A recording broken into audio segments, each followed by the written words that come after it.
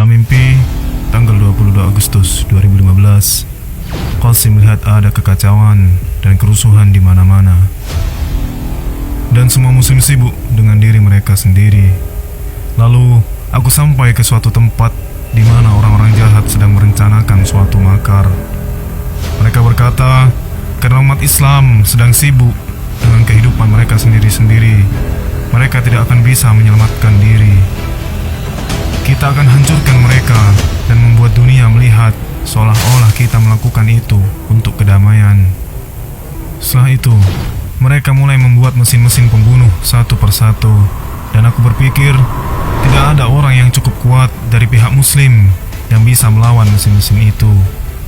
Ketika mereka telah menyelesaikan pembangunan mesin-mesin itu, aku kembali.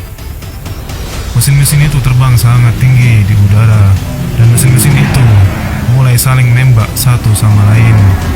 Kita, umat Islam, terjebak di tengah mesin-mesin itu, padahal semua rumah dan gedung-gedung bisnis kita berada di sana.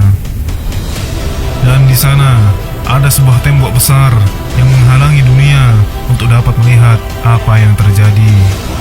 Maka orang-orang jahat itu menunjukkan pada dunia bahwa dua kelompok tengah saling menyerang satu sama lain.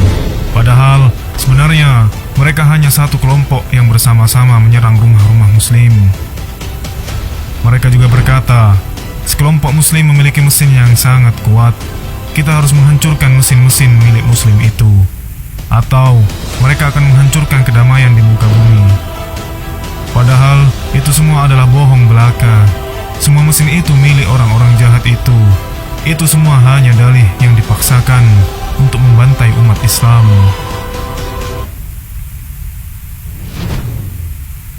Aku mengumpulkan beberapa orang dan bertanya pada mereka, bagaimana cara kita mengalahkan mereka?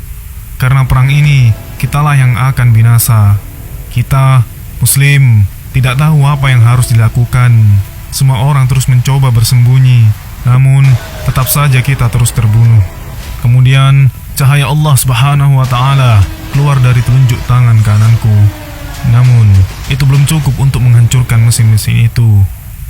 Kemudian, aku pun berdoa, ya Allah, lakukanlah sesuatu. Jika tidak, kami akan binasa. Rumah-rumah kami telah hancur, dan banyak di antara kami yang telah terbunuh. Kami sedang dihinakan di seluruh dunia.